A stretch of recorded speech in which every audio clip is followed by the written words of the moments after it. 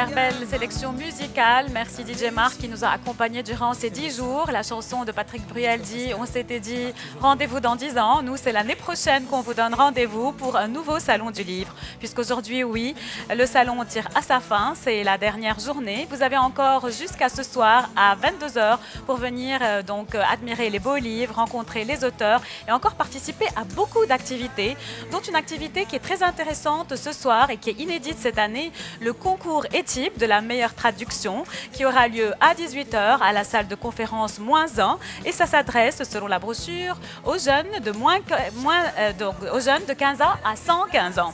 Donc c'est à la salle -1, salle de conférence à 18 h. Et en fait, ce qui est intéressant durant ces derniers jours du salon, c'est qu'il y a beaucoup de prix qui ont été attribués, dont le fameux Choix de l'Orient.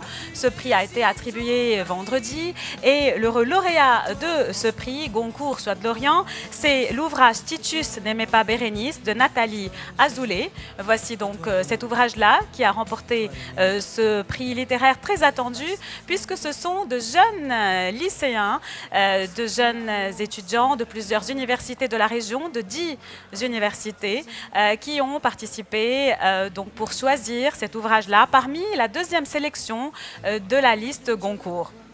La liste Goncourt qui aura lieu le 4 novembre. Ce grand prix Choix Goncourt va avoir lieu le 4 novembre. En attendant, donc, les prix ici se suivent et ne se ressemblent pas. Parmi ces prix-là, également le prix Phoenix, un prix qui accompagne le salon depuis 15 ans et que va nous présenter Maître Alexandre Najar, avocat et écrivain, dans cette entrevue. Cette année, ce sont 2 lauréates.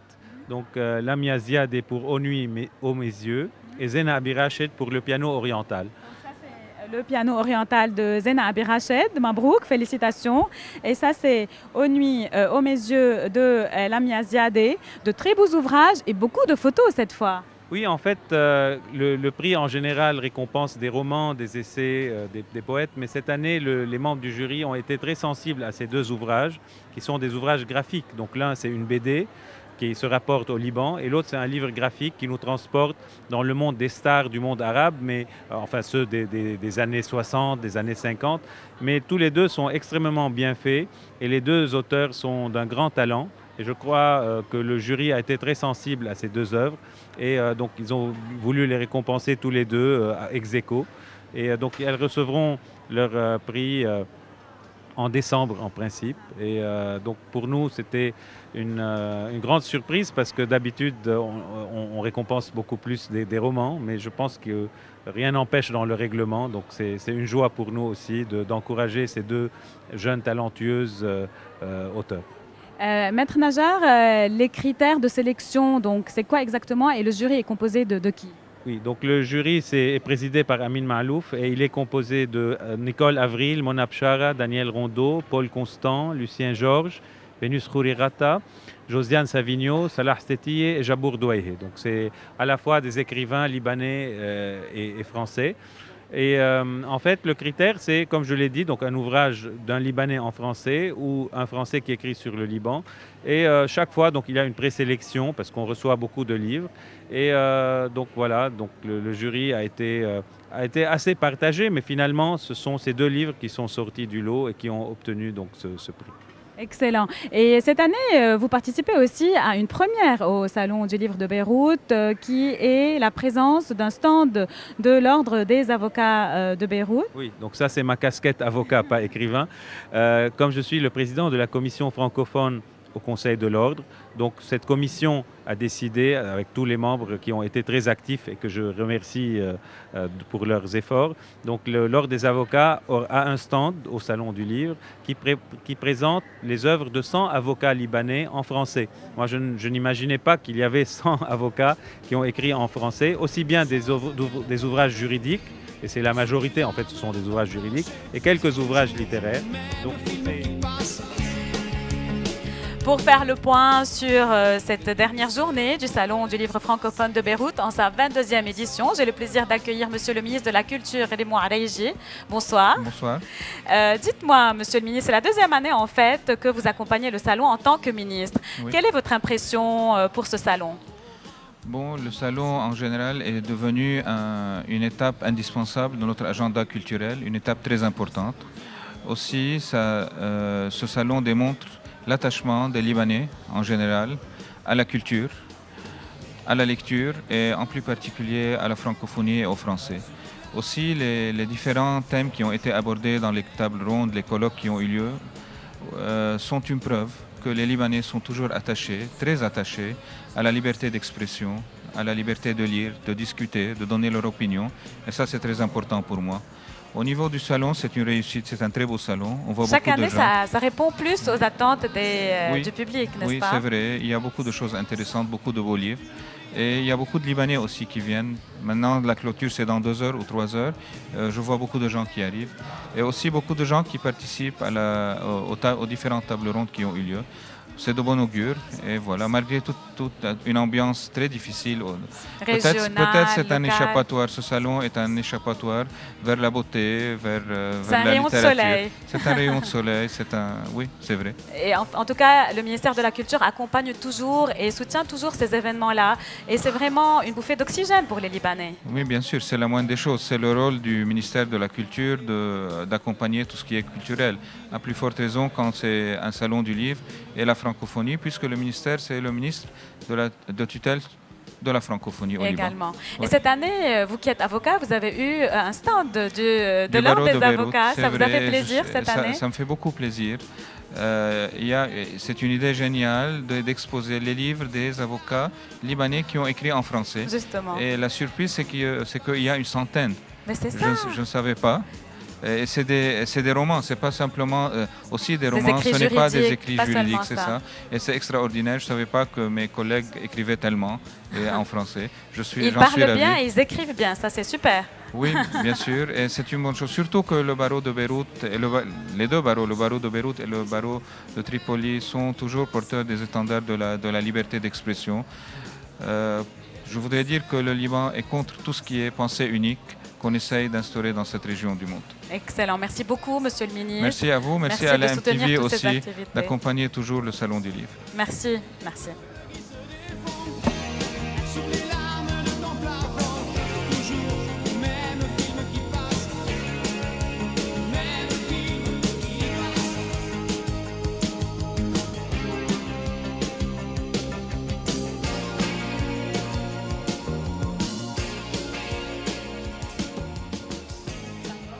Une tradition depuis l'année dernière, c'est l'attribution d'un prix pas comme les autres au Salon du Livre de Beyrouth. C'est un prix littéraire, oui, mais c'est un prix littéraire gastronomique et qui récompense le meilleur livre qui parle de gastronomie. Nous allons interviewer à présent Dr Noura Baz, qui est pédiatre, qui est spécialiste du goût et qui est l'ambassadrice des bonnes choses à tous les niveaux, n'est-ce pas, Noura? Donc, J'espère. Dr Baz, dites-moi, vous avez donc annoncé ce prix il y a quelques instants à peine. Oui, C'est qui a remporté le prix Ziryab pour l'année 2015? alors le livre qui a remporté le prix Ziryab cette année, c'est le Sel de Ré Oui, il est super. de il est là. Stéphane Baïk, représenté à Beyrouth par Monsieur Mathieu Chevara, président des éditions Le Contrepoint, qui nous a fait l'amitié de venir alors qu'il ne connaissait pas Beyrouth, qui est passé 3 jours avec nous. Et franchement, ce livre est un trésor. Je disais tout à l'heure en présentant le livre que les repas entre amis et que l'amitié était le sel de la vie et que le sel en cuisine était un élément indispensable. Indispensable. C'est comme l'amitié et comme les repas à la vie de tous les jours. Je crois que c'est ça qui fait le charme de la vie.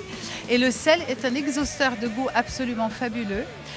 Il a été vu dans ce livre sous un angle absolument génial parce qu'en fait, le livre est divisé en 4 parties. Une partie qui parle des marais salants de l'île de Ré. Oui. Le sel de l'île de Ré est un trésor qui est sur toutes les tables mondiales, les plus belles tables du monde.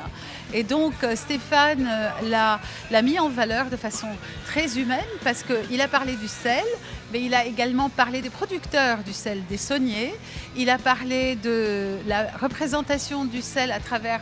il a eu l'idée de demander à 15 chefs étoilé, de faire chacun une recette Salée. pour le livre. Bien salé. Bien salé. Alors, il y a des images magnifiques Oui, que vous nous montrez, très qui sont à la jolies. fin. Oui, oui. Et donc, il y a Yves Candebord, il y a Alexandre Gauthier, il y a Patrick Roger, il y a... Voilà, tous ces chefs, vraiment, les photos sont d'une qualité Très magnifique. joli, vraiment. Et c'est un livre vraiment pour les fêtes de fin d'année que je vous recommande de mettre dans toutes les Ah bah hottes oui. du Père Noël. Quand on mange Voilà. beaucoup, hein. Alors, Dites-moi, à propos de ce livre, un petit mot. Mathieu, vous avez un j'ai petit pas mot à ça. dire, comment vous le qualifiez? C'est un livre qu'on a essayé d'inscrire dans une certaine qualité, une certaine esthétique des livres de cuisine, mais qu'on a aussi et surtout essayé d'associer à une histoire d'hommes et de femmes qui aujourd'hui sont très impliqués dans la production du sel de l'île de Ré. Et c'était aussi par la cuisine de recréer ce parcours assez exceptionnel qui permet au sel, à l'état naturel, dans l'eau de mer, de passer par différentes étapes pour arriver jusqu'à la table des plus grands chefs. Et le tout par un regard photographique qui est celui de Stéphane Baïk, un très grand photographe culinaire qui nous a étonnés, nous en tant qu'éditeurs et en tant que partenaires de son travail, de la qualité des différents regards qu'il peut avoir à la fois sur les aliments à l'état brut, sur les plats dressés par les plus grands chefs ou les hommes dans leur travail au quotidien dans les marais salants de l'île de Ré. Excellent. Donc, c'est vrai, un vrai plaisir pour les yeux et pour les papilles. oui, n'est-ce alors pas? je voudrais donc vous dire que le sel a pris le fil de l'eau Oui. et il est arrivé de l'île de Ré jusqu'à la Méditerranée par le biais de la culture, Ah des bah mets oui. et des mots. Je voudrais rajouter que nous avons cette année un prix spécial du jury Oui. qui a été attribué à Monsieur Guy Savoie. Ah, d'accord. Pour son livre Savourer la vie, Oui. n'est-ce pas? Et ce livre que tu peux en parler, qu'il m'a dédicacé très joliment parce que c'est un ami que je suis depuis longue date. Guy, c'est une confession très touchante parce qu'il raconte comment, quand il était enfant, il était en classe de 8e et qu'il disait à sa professeure, qu'il disait « Mais qu'est-ce que tu veux faire plus tard comme métier ?» Il disait « Je veux être cuisinier ». Elle lui disait « Cuisinier, ce n'est pas un métier ». Et aujourd'hui, cette dame vient dîner chez lui au restaurant une fois par semaine et il est très heureux de lui faire savourer la vie. Ah, bah, c'est excellent. Alors, il y a à la fin du livre quelques recettes dites a cappella, c'est-à-dire il n'y a pas de photo, il n'y a pas de support photographique. C'est pour ça qu'on ne peut pas donner le prix. Pour nous, Il faut je aussi qu'il y ait rappelle, des images qui voilà, l'accompagnent. le prix doit raconter une belle histoire culinaire de tradition et de transmission, mais il doit également s'appuyer sur un support photographique indispensable. Merci beaucoup, Dr Baz, Merci et à à l'année vous. prochaine pour le Certainement. nouveau Pizzeria. D'accord. Merci. Merci, Elsa. Merci à vous. comté du Connemara. Il y avait les Connors, les O'Connolly, les Flaherty, du Ringham Kerry et de quoi boire 3 jours et 2 nuits. Là-bas,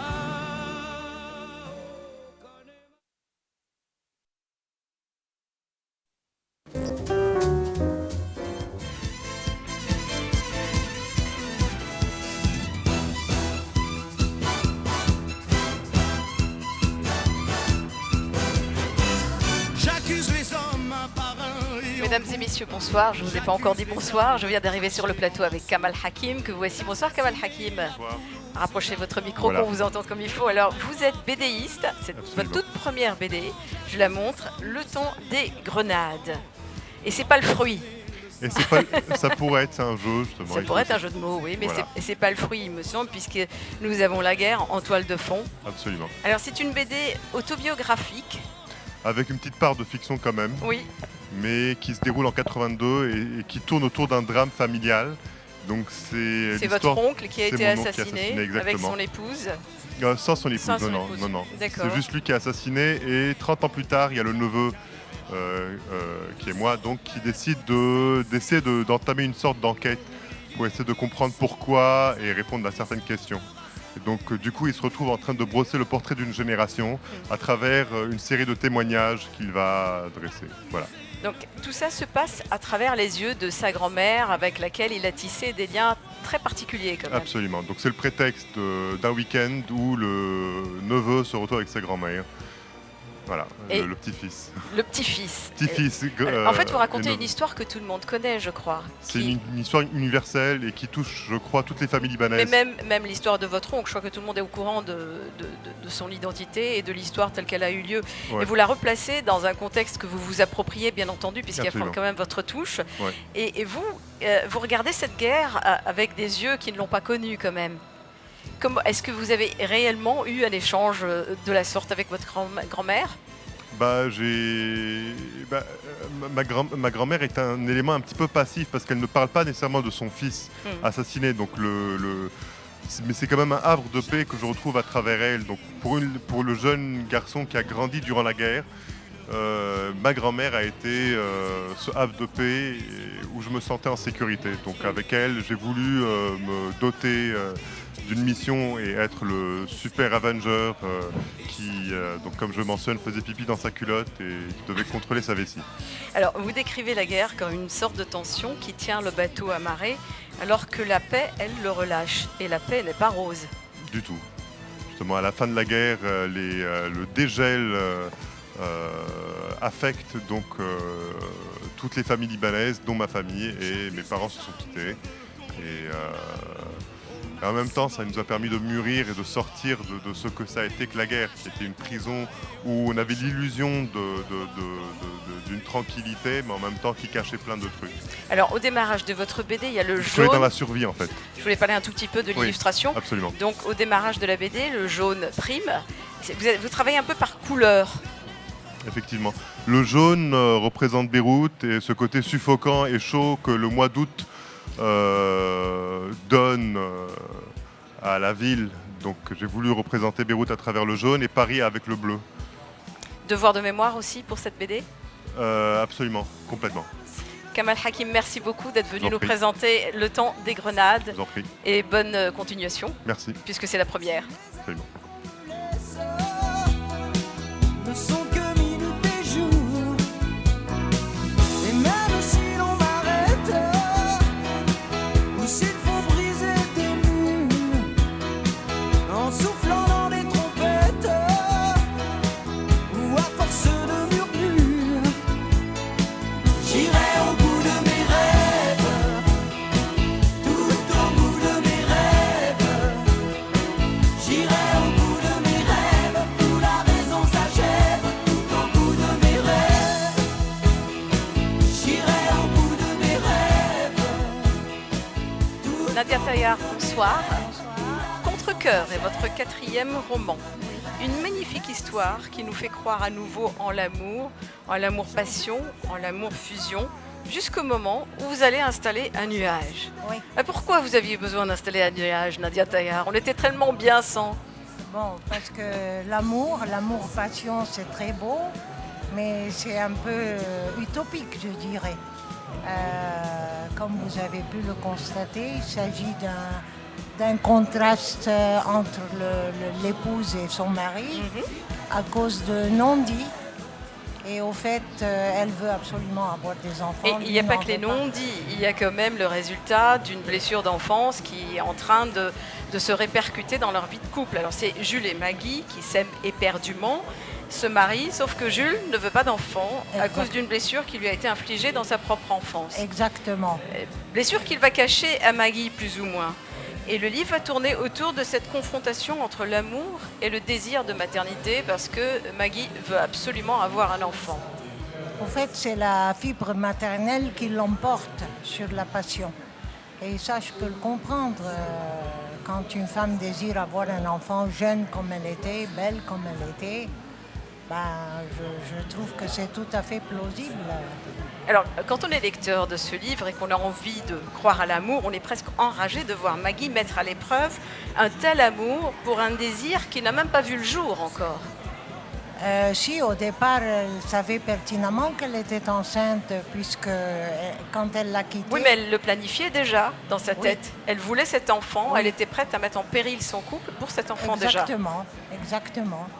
Alors, évidemment, le livre va finir sur une libre interprétation. Oui, On absolument. ne va pas raconter la fin du tout, parce que de toute façon, chacun s'approprie la fin comme il l'entend. Absolument. Pourquoi vous avez voulu cette fin, Nadia Taya? Je trouve que ça met un peu de peps. Voilà, et puis ça donne envie au lecteur de relire peut-être une suite. Vous allez construire Non, une suite? honnêtement, c'est pas dans mes intentions, mais pourquoi pas, peut-être un jour. Vous planchez sur quelque chose déjà, Oui, Nadia Taya? absolument. Un autre thème? Tout à fait différent. Je suis en train d'écrire un livre sur la ville d'Héliopolis, en Égypte, la ville du soleil, où j'ai vécu ma tendre enfance. Et ce n'est pas vraiment un livre d'histoire, je ne suis pas historienne. Je fais un monologue, entre guillemets, à double voix entre l'enfant que j'étais et l'adulte qui retrouve cette ville après X années d'absence. Donc l'enfant va évoquer des souvenirs et l'adulte va réexpliquer à l'enfant ce que c'est et pourquoi. L'enfant, évidemment, ne sait pas le pourquoi, le comment. Donc voilà, c'est présenté sous forme de roman. Et ça sortira quand? Il me faut quand Prochain même un salon peu du de livre? temps. J'espère. Mais je suis également poète et je ne sais pas si j'ai pas eu le temps de publier, mais j'ai écrit un très très beau poème sur le Liban. En tant que Libanaise habitant la France, je ne sais pas si vous avez eu l'occasion. Non, mais on vous recevra certainement pour en parler à nouveau. Merci beaucoup, Nadia Taya. Merci à et à vous. la prochaine. Merci Au à revoir. Moi qui n'ai connu toute ma vie que le ciel du Nord. J'aimerais débarouiller ce gris environ de bord. Emmenez-moi au bout de la terre, emmenez-moi au pays des merveilles. Il me semble que la misère serait moins pénible au soleil. Dans les bars à la tombée du jour, avec les marins. Bonsoir, Oda Kerbaj. La dernière fois que je vous avais reçu, vous m'aviez reproché de dire que vous écriviez de petits textes avec des photos floues. Là, alors du coup, vous avez complètement éliminé les photos et vous avez élargi le texte. Ah bah c'est vrai, on a oublié le micro. Oui, bon, c'est on parce que recommence. c'était familier, non mais je n'ai pensé qu'à vous en écrivant ce livre. D'accord, bah c'est gentil quand même. Mais les loups de Dieu, il y a un sacré cri de colère là-dedans. Oui, tout à fait. Qu'est-ce qui s'est passé entre-temps? Beaucoup de choses. Il s'est passé qu'il a fallu aussi pouvoir parler d'un regard très intérieur de plusieurs femmes et d'arrêter de regarder parfois les femmes d'un point de vue extérieur. Il s'est passé aussi que nous vivons dans une société où il y a beaucoup plus de liberté, mais où on peut condamner vachement plus vite les gens et les décisions et les choix, et que finalement nous sommes tous des êtres de Dieu, entre guillemets, des êtres de la vie, et que nous avons tous besoin de retrouver notre place dans cette meute avec nos blessures, nos choix et nos succès, dans une meute quelconque pour pouvoir aussi prendre la vie, la croquer d'une autre manière. Alors, il ne s'agit pas que de loups, puisqu'il y a les louves qui sont très présents dans le livre. C'est un cri de colère, certes, sur la condition peut-être de la femme dans l'absolu. C'est aussi un cri d'amour. Il y a beaucoup d'amour en filigrane dans ce livre. Bien sûr. Toutes sortes d'amour. Bien sûr, parce que comme la foi, l'amour est un moteur de la vie. Et quand je parle de l'amour, je ne parle pas seulement du côté sentimental ou fleur bleue de l'amour ou les films d'amour, mais je parle de l'amour, le sentiment qui nous pousse à effectuer des choses extraordinaires. Ça peut être l'amour d'un homme, d'une femme, d'un enfant, d'un chien, de n'importe quoi, de n'importe qui nous pousse à réaliser et nous réaliser nous-mêmes dans la vie, et qui nous pousse aussi à tenir lorsqu'on est face à tellement d'épreuves que parfois tout semble être fermé devant nous. Est-ce qu'il y a eu un élément déclencheur de ce livre dans votre vie, ou c'est le résultat d'une réflexion globale? C'est en même temps le résultat d'une réflexion globale, et il y a eu plusieurs déclencheurs qui ont été tous la mort de quelqu'un. Donc il y a eu une série de morts dans mon entourage qui m'ont fait beaucoup réfléchir à l'histoire de la vie, de la mort. Déjà dans votre précédent livre, vous le dédiez à vos amis qui étaient partis. Oui, toujours, je le ferai toute ma vie, parce que je pense que nous, en tant que vivants, on doit aller vers la vie, vers la joie, on doit vivre, mais pour vivre aussi, il ne faut pas oublier ceux qui sont morts, qui nous portent, parce que le soir, quand vous êtes seul parfois, combien de fois les gens implorent leurs disparus pour qu'ils les aident. Donc du coup, si on peut le dire dans l'intimité, c'est bien aussi de toujours parler d'eux dans la vie, tout en avançant, parce qu'ils nous aident à avancer, ils avancent avec nous, et nous, à ce moment-là, nous ne vivons pas seulement dans le passé. Cette année, il y a 2 personnes en plus qui sont ajoutées à la liste des disparus, mais je les chéris tous très fort, de la même manière, et ils m'aident énormément à avancer. Hoda Garbage, je rappelle que vous signez Les Loups de Dieu, Noir, Blanc, etc. Merci beaucoup. Merci beaucoup. Au revoir. Merci à vous. Je t'offre un titre formidable, la balade des gens heureux. Toi qui as planté un arbre.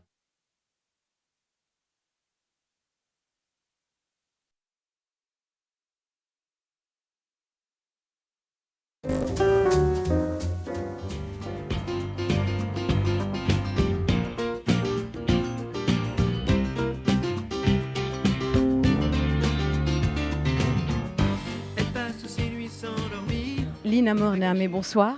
Bonsoir. Alors vous signez ce soir Fatwa et caricature, la stratégie de l'islamisme. Il a été beaucoup question de la radicalisation de l'islam sur ce salon dans de nombreux ouvrages. Qu'est-ce que vous concevez dans cette stratégie de l'islamisme ? Bon, premièrement, je ne voudrais pas qu'on confonde islamisme et islam ou bien islam et islamisme musulman.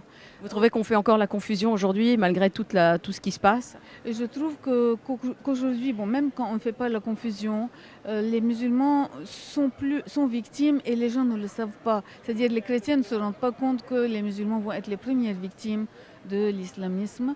En tout cas, c'est ce que nous voyons avec Daesh. La majorité des personnes tuées par Daesh sont des musulmans. Pas seulement des chiites, même des sunnites. En un jour, les Chouaïtat, une tribu sunnite de Deir ez-Zor, ils ont eu 2000 personnes égorgées en un jour. À partir de 15 ans, 2000 civils. Il embrasse les enfants que la foule lui tend. Dieu que la terre est rouge quand on le voit si blanc. Donc vous dénoncez en fait cette espèce de stigmatisation qui entoure l'islam aujourd'hui quelque part. Je dénonce, disons, oui, d'une part, cette stigmatisation qui entoure les musulmans, pas l'islam, et en même temps, je montre la stratégie des islamistes, c'est-à-dire, je remonte jusqu'aux frères musulmans, et je montre que tout Daesh, tout ça, c'est dérivé des frères musulmans. Je montre leur stratégie en Europe, depuis l'affaire du voile, qui a été faite par les frères musulmans. Ce n'était pas pour des affaires religieuses, c'était pour des affaires beaucoup plus politiques que ça. Je raconte les massacres qu'il y a eu dans le tiers-monde à cause des affaires des caricatures danoises, l'affaire des caricatures danoises, les gourous de là-bas, de France, et les djihadistes en Orient. Ça, c'est une chose nouvelle de voir des jeunes comme ce petit enfant qui a 12 ans. Oui, justement, j'allais en venir à la couverture de votre livre. On voit un enfant, justement, enrôlé. Oui, qui est venu tuer en Orient. Et ce phénomène est en train d'augmenter de plus en plus à cause de la propagande qui est financée là-bas par certains États. Et les États occidentaux conspuent les petits terroristes, ils les mettent en prison. Et les grands, ceux qui les financent ne sont pas responsables. Personne n'y touche, personne ne leur dit rien. C'est un ouvrage qui est en français. Vous souhaitez atteindre quelle tranche de population ? En France ou ailleurs ? Je souhaite atteindre avant tout la population française parce qu'il y a une guerre civile qui menace là-bas. Vous êtes très sûr de ce que vous dites ? Je suis absolument sûre, oui. Dès qu'il y a eu le massacre de Charlie Hebdo, je me suis dit, pauvres musulmans. Lina Mornamé, merci beaucoup. Attendez, c'est des deux côtés, attention. Il y a des musulmans qui poussent à tuer les chrétiens, il y a des chrétiens qui poussent à tuer les musulmans, et il y a des livres qu'on vend à Paris même qui vous disent qu'il faut tuer le musulman qui ne fait pas ses prières, qu'il faut amputer les mains. Ils vous expliquent qu'il faut accrocher la main au cou après l'avoir amputée. Ça c'est à Paris, hein. Qu'on peut coucher avec les esclaves, les violer en d'autres termes, qu'on peut avoir des esclaves, mais tout ça c'est contre la loi française. On décapite au sein de la France aussi. Oui. Mais ça c'est après que j'ai commencé à faire ce livre. Mais c'est une situation absolument effroyable dans laquelle nous vivons. Lina Mernermet, merci beaucoup. Merci à vous. Il arrive, il descend, il est là, l'homme en blanc. Devant chaque visage, il s'arrête un instant. Et les grandes écoles chantent pour... Des livres en tout genre ponctuent cette 22e édition du Salon du livre francophone. À 19h ce soir, ne ratez pas la signature d'un ouvrage atypique signé par un personnage atypique. Bonsoir Père Elisha. Bonsoir Elsa. Votre ouvrage, c'est le moins qu'on puisse dire, c'est qu'il est atypique. Vous parlez de théologie en science-fiction. Oui, exactement, oui. Je dirais pour deux raisons. D'abord, je pense que la science-fiction, qui est un genre que j'adore, est portée par sa nature à aborder des questions métaphysiques, question du temps, la place de l'homme dans l'univers, etc. Et puis, je pense que c'est une nécessité que la théologie sorte de son cercle, du cercle des spécialistes, et essaie de toucher un public plus vaste. Parce que ce sont vraiment des questions universelles. Et donc, voilà, je pense que d'utiliser un genre littéraire un peu atypique, ça peut être un moyen de... C'est quoi l'histoire de l'esclave des sources? Alors, c'est une dystopie, hein, c'est-à-dire l'imagination d'un monde futur, apocalyptique, après une crise écologique majeure, où il y a une tyrannie dont l'utopie est l'immortalité terrestre. Alors certains amis ou commentateurs m'ont dit qu'on y était presque déjà, hein, que c'était à peine une anticipation. Vous parlez du futur pour parler du présent, voilà, quelque part. Aussi, c'est un des avantages de la science-fiction, effectivement, hein, de donner un message sur le présent en parlant du futur. Et donc dans ce monde, l'élément de résistance est constitué par des moines qui vivent comme les pères du désert, qui est un petit peu le domaine qui m'est familier, quoi, et duquel j'ai venu témoigner. Vous êtes moine, vous êtes ermite, vous êtes professeur d'histoire de l'église primitive à l'USJ à Caslic, vous êtes d'origine gasconne, vous avez été à l'abbaye Saint-Étienne d'Aubazine, cet orphelinat où a grandi Coco Chanel. Qu'est-ce que vous n'avez pas fait, Père Elisha? Bon, il se trouve que c'est comme ça, hein. Je suis un Français un peu cosmopolite et c'est pour ça que je me sens vraiment tout à fait à l'aise au Liban et avec les Libanais. Mais c'est ça, vous aimez cet Orient-là, vous aimez ce Liban. Oui. Excellent. Profondément. Merci beaucoup pour Je vous votre en passage prie. sur notre plateau et bonne chance pour la signature. Merci beaucoup. Merci, à bientôt. Des artistes, un petit garçon blond, au regard un peu triste, il attendait de moi une phrase magique. Je lui dis simplement, si j'étais président de la République, jamais plus un enfant n'aurait de pensée triste. Je nommerais bien sûr Mickey Premier ministre de mon gouvernement.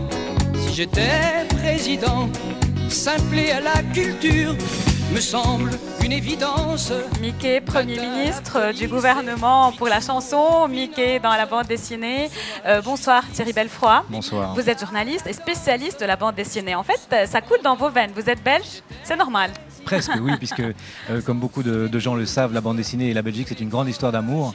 Une histoire d'amour qui a commencé avec Hergé. Hein. C'est vraiment lui qui a véritablement mis le feu aux poudres avec Tintin, qui dès 1929 a connu un succès foudroyant, immédiat. Vraiment quelque chose qui a durablement marqué la Belgique, puisque après Tintin, il y a eu toute une série d'autres personnes qui ont voulu avoir le même succès, qui se sont dit, si ça marche pour lui, pourquoi pas pour moi. Et vous parlez de cet âge d'or de la bande dessinée, dans cet ouvrage L'âge d'or de la bande dessinée belge, un très beau livre. Parlez-nous un peu plus de cet âge d'or. C'était à quelle époque et pourquoi on parle maintenant d'un petit déclin peut-être? Il n'y a pas tout à fait de fin, mais le début, on peut le dater. Le début, c'est 1946, c'est la sortie de la guerre, c'est le moment où se crée le magazine Tintin, qui devient le rival, le concurrent du magazine Spirou, qui lui existe déjà avant-guerre. Il existe depuis 1938 et il accueille ce fameux personnage de Groom, Spirou, qui deviendra Spirou et Fantasio. Sous la plume de Franquin, ça deviendra un énorme succès, mais il manque en face un véritable challenger. Il manque quelqu'un qui puisse faire de l'ombre à ce fameux magazine, et ce sera le magazine Tintin. Alors l'émulation qui va en résulter va donner toute une génération d'auteurs incroyables qui vont tous avoir du succès, y compris à l'international. Hein.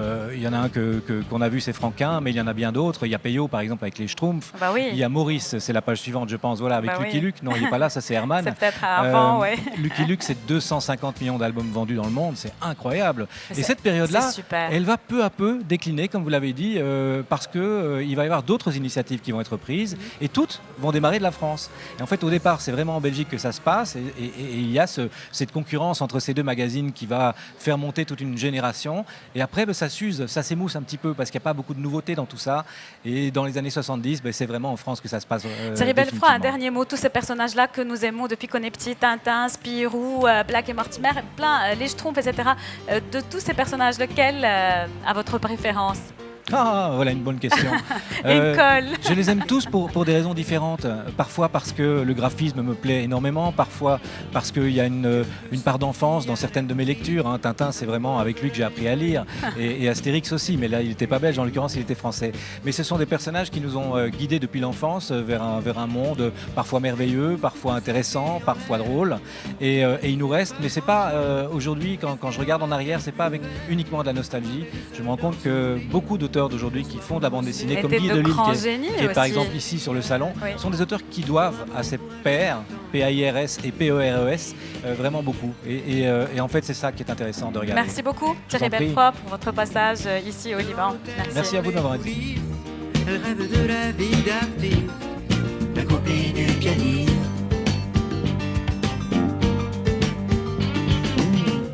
Elle le suivrait jusqu'en enfer, et même l'enfer c'est pas grand chose, à côté d'être seule sur terre, et elle y pense seule dans son lit.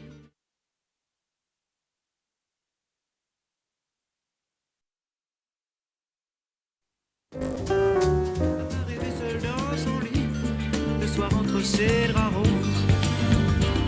Elle est là. Long roman. L'histoire a commencé au XVIe siècle déjà. Alors, au XVIe siècle, dans la production de papier, effectivement, en 1512, il y avait déjà une unité de production de papier par des moines dans le petit village d'Étiva-Clairefontaine, d'où nous venons. Et en fait, c'est par contre au milieu du XIXe siècle que moi, je suis la 6e génération, mon arrière-grand-père a donc repris un moulin à papier et a ensuite installé une machine à papier moderne qui a fait la réputation de Clairefontaine. Et c'est clair, en fait, comme l'eau de roche, ou plutôt comme l'eau de la fontaine. Ce qui fait le label de Clairefontaine, c'est la qualité du papier. C'est quoi le secret de la qualité de votre papier? Alors le secret, on le garde un peu pour nous. Mais enfin, globalement, on a voulu avoir un papier déjà un peu plus épais, parce que 90 grammes, c'est pas le standard qu'on trouve dans pas mal de pays du monde. Donc un papier plus épais, plus lisse, on appelle le velin velouté Clairefontaine, qu'on met en avant et pour lequel, effectivement, les secrets de fabrication sont bien gardés. Et depuis votre grand-père jusqu'à aujourd'hui en 2015, Clairefontaine est devenu le leader français de la papeterie. Et vous employez près de 3500 salariés, 540 millions de chiffres d'affaires annuels, c'est énorme. Ça vous rend fier d'appartenir à une telle tradition de papeterie de qualité? Oui, forcément fier. En même temps, on est un peu tenu par ça, parce qu'on a une filiation, donc on doit être digne également. La fierté, c'est une chose, mais être digne également. Heureusement, beaucoup de projets. Maintenant, la papeterie n'est pas un produit de développement aussi fort que d'autres activités, donc à cause du numérique ou différentes choses. Donc on fait avec, mais c'est clair qu'on a eu beaucoup de développement avec d'autres marques comme Rhodia, comme Avenue Mandarine, Decopatch, Covadis, Exaconta. Donc un groupe assez diversifié qui nous permet de maintenir un volume important. Et au niveau mondial, vous êtes également bien placé. Le label Made in France plaît toujours, n'est-ce pas? Il plaît dans certains endroits. Malheureusement, au niveau de l'appelle mass market en anglais, c'est clair que les gens n'apportent pas une grosse importance, malheureusement pour nous, à la papeterie et au support d'écriture. Ils ont un stylo très haut de gamme et souvent un papier un peu premier prix. Donc on essaie de les convaincre. Ça marche pas trop mal. Donc ici, à Beyrouth, mais également au Moyen-Orient, en Asie, on a pas mal de succès. C'est clair que malheureusement, on n'est pas en tête de liste des dépenses des ménages. Et le cahier Clairefontaine, qui a été créé en 1951, est inimitable avec sa couverture vernie et sa réglure violette. Depuis, vous avez beaucoup diversifié votre gamme. Vous offrez quoi actuellement? Alors, pas mal de produits nouveaux, donc on voit derrière nous, donc des produits pour le dessin, les beaux-arts, très important, parce que là, c'est une activité qui continue à bien marcher. Beaucoup de loisirs créatifs.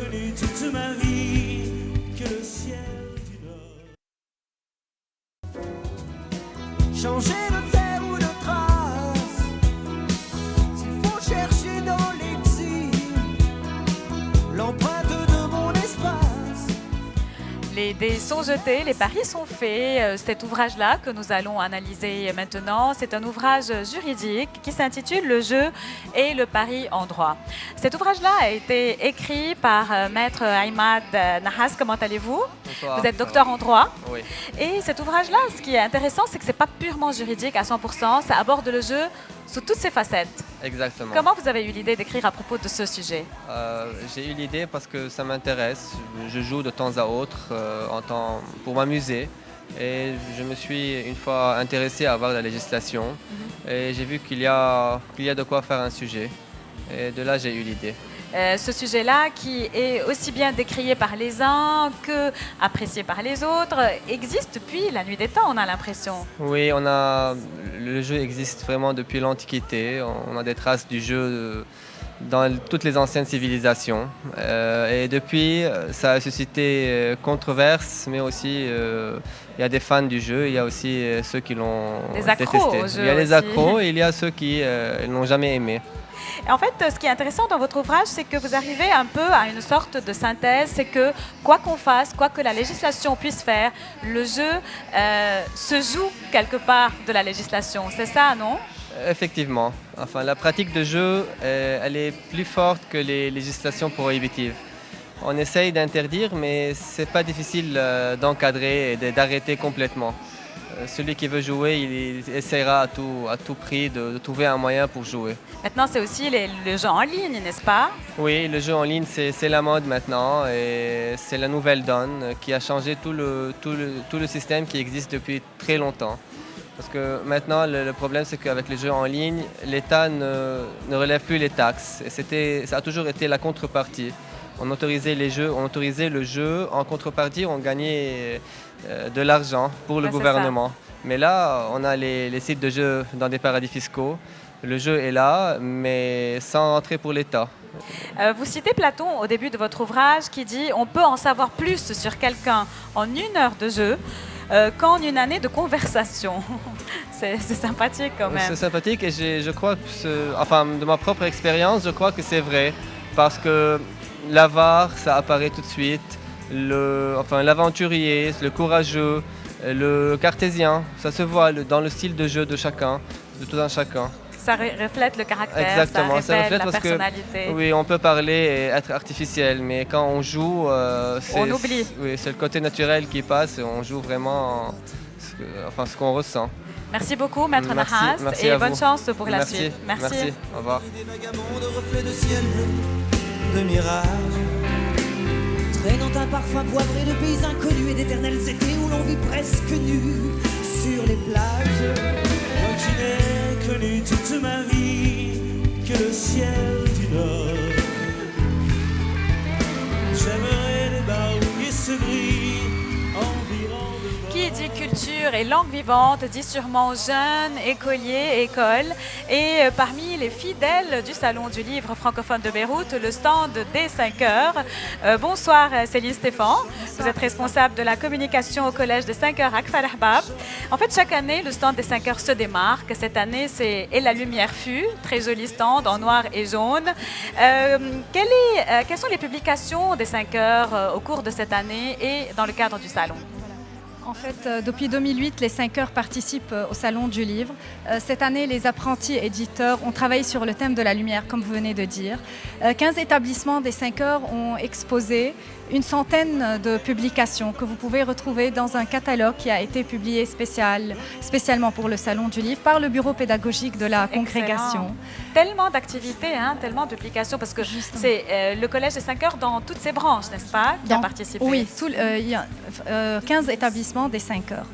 Donc voilà, et puis ce catalogue-là aussi, il présente plusieurs genres de publications. C'est-à-dire que nous avons par exemple des documentaires, des publications dans le domaine du théâtre, de la poésie, des récits et du conte aussi, comme celui que Lynn a publié. Oui, justement, on va parler, Lynn Azad, de ton conte, la célèbre Loi du Roi. Très joli conte, très coloré. Bravo Lynn, tu es une élève de 4e, n'est-ce pas, au collège d'Ain Najem. Oui. C'est quoi l'histoire de ce conte? Il s'agit d'un roi qui était fort cruel avec les habitants. Oui. À cause de l'accusation d'un homme, il mit une loi interdisant les personnes de faire du bruit. Et s'ils ne la respectaient pas, ils étaient jetés en prison. Mais après, une certaine cause le poussa à la changer. Elle obligeait les personnes bruyantes à payer une certaine somme d'argent qui augmentait selon les besoins du roi. Il faisait beaucoup de choses pour avoir de l'argent et on ne l'aimait pas. Dis-moi, Lynn, ce conte-là, tu l'as écrit dans le cadre d'un devoir scolaire ou c'est parce que tu avais envie d'écrire? Non, j'avais envie d'écrire. C'est quoi le pouvoir de l'écriture pour toi? L'écriture permet de transmettre les idées aux gens. Et quel message, toi, tu as eu envie de transmettre à travers ce conte? Il y a 2 messages. Pas 1, 2. C'est Oui. excellent, Aline. Qui sème le vent récolte la tempête. Les mots MOTS sont des mots MAEX lorsqu'ils sont mal employés. Quel jeu de mots subtil. Merci beaucoup pour ton passage sur notre plateau. Bonne chance pour la suite. Merci Céline et bonne chance pour les 5 heures. Pour te rencontrer, vivre libre, toi et moi. Vivre libre, d'amour, de folie, vivre libre. Tu n'as qu'une vie, vivre libre, c'est ma vie.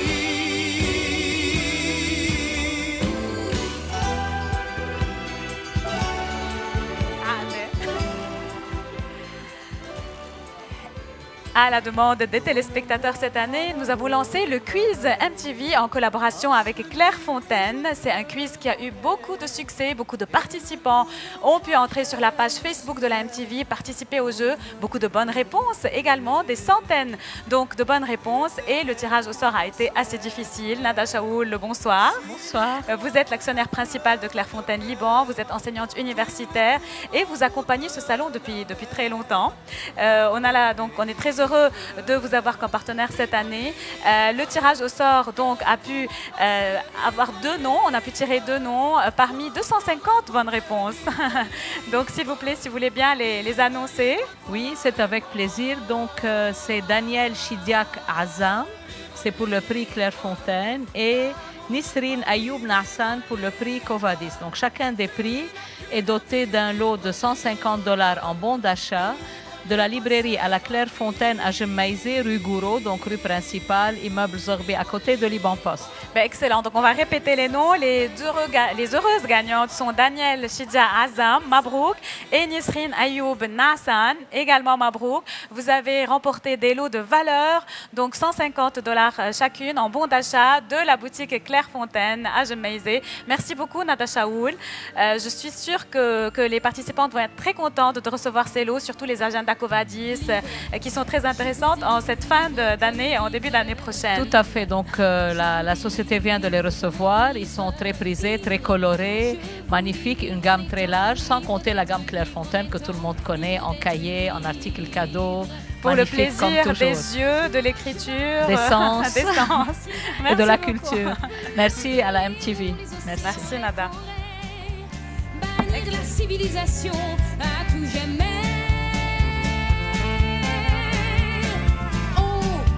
Au-delà du béton, de la fumée des usines, j'irai respirer l'air de la brise marine et me noyer dans les parfums à l'origine. Je suis assise dans le canapé des invités. Tu es prête à me poser quelques questions? Ah bah oui, Nanette. Raconte-moi comment s'est déroulé ce salon. Aussi bien que ceux qui l'ont précédé. Certes, avec beaucoup de conférences de débat, je crois que c'est surtout ça, un salon. C'est pas que les livres qu'on regarde. Ceci dit, ce serait bien qu'on puisse offrir des livres à la clé de certains concours l'année prochaine. Quand même. Ah bah oui, aussi. Il y a justement beaucoup de livres qui sont offerts également. Ouais. Et Nanette, ce qui est intéressant, c'est qu'on a pu rencontrer tous ces auteurs fascinants, chacun d'un coin de la planète. C'est tellement enrichissant. Chers téléspectateurs, si vous n'avez pas encore eu le temps ou le loisir de venir au Biel, ce n'est pas encore très tard. Jusqu'à 21h ce soir. Jusqu'à 21h ce soir, comme l'a si bien dit Nanette. Donc rattrapez-vous. Pour vous rattraper, pour venir donc acheter des bouquins, rencontrer des personnages que vous lisez, des auteurs, des écrivains, et aussi participer à des tables rondes, des activités et des concours. Nanette, je voudrais, avant qu'on clôture, remercier donc d'abord tous les partenaires du Salon du Livre francophone de Beyrouth, sûrement l'Institut français du Liban, notamment donc toute l'équipe qui travaille depuis des mois et des mois pour la réussite de ce salon. Un grand merci à Antoine Halou également, à Marielle Saloum, et merci aux partenaires Banque Med qui est de toutes les sauces dans le domaine culturel. Également un grand merci à Claire Fontaine, notre partenaire, et aussi à toute l'équipe de la MTV qui travaille dans les coulisses. Ce salon, c'est un travail collectif des libraires, de l'Institut français, de tout. Sans tous ces agents, ça ne se tiendrait pas, tout simplement. Justement. Alors, on vous dit bon salon, venez encore jusqu'à 21h ce soir. On vous retrouve l'année l'année prochaine et merci de nous avoir suivis sur ces 10 jours. Au revoir. À l'année prochaine. Au revoir. À bientôt.